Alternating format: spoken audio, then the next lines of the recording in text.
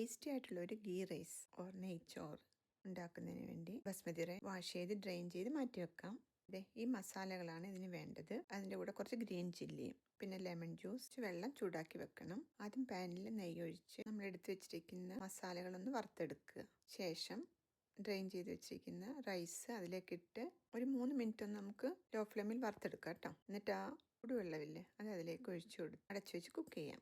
ഇതിപ്പോൾ തിളച്ച് വരുന്നുണ്ട്. ഈ സമയത്ത് ലെമൺ ജ്യൂസും സാൾട്ടും ഇട്ട് മിക്സ് ചെയ്ത് വീണ്ടും അടച്ചു വെച്ച് കുക്ക് ചെയ്തെടുക്കാം. കാഷ്യൂനട്ടും റൈസും നെയ്യിലൊന്ന് വറുത്ത് കോരി മാറ്റി വെക്കാം.